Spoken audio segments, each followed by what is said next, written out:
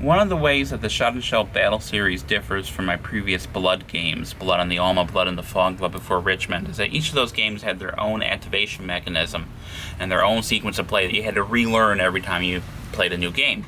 And I wanted this series to have one activation mechanism, one sequence of play that was robust enough that I could do different things with it. So that, I believe, is this activation track. I think I've accomplished it there. So the way this works in the simplest terms is when you activate a division, you move it down the track, flip over to its done side. Now, there's a little bit more to it than that, because you can activate more than one division at a time if they belong to the same core, and if it's a scenario that gives you two activations within a single impulse. So Casey and Couch are both in the 4th core, so they could activate in a single impulse together. And players would alternate these impulses until everyone's done or is passed. Now, one player is going to have initiative, and that player gets to have a second, a bonus activation after all the other activations. So I might activate Couch again, if I have initiative and I'm the Union player. Now, these division markers move on down this track, and you see the track has 3 bands, and that basically represents the unit being kind of fresh and starting to wear down and get tired.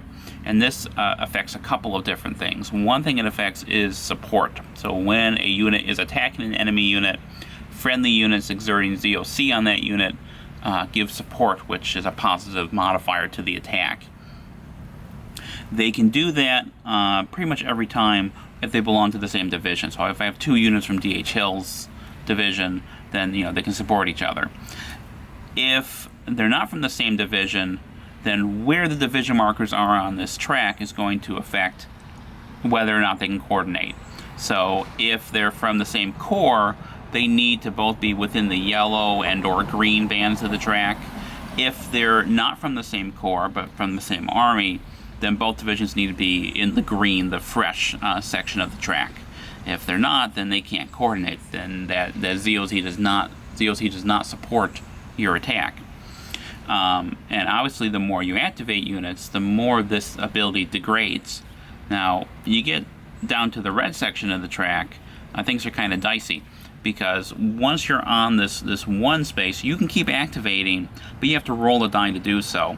And if you roll 1 on that die, then you retire, you fail to activate, and you move over here where you aren't able to take an action. Now, divisions that have retired can rally, and that's an activation they can have on a subsequent turn. They basically roll on this rally table, roll 2d6, and they might end up, here, so they come back in this yellow band. Units can also rest, so you can have a activation for a division that basically just bumps it up a space on the activation track, but they're only going to do that within a particular band. So if I'm in the red band, I can go up this far. I can't rest to go from red to yellow. I can't rest to go from yellow to green. So this is able to simulate a lot of different things as far as just units getting tired, because, warfare is very tiring. The need to rest and hold a reserve, particular unit capabilities, divisional leader capabilities are all kind of simulated within this track. So I'm fairly proud of it. And I like what I'm done with it here in the Seven Pines game, and I like what I have planned for it in the future games. So I thought I'd tell you a little bit about this, and that was me doing that. So, till next time, take it easy, guys.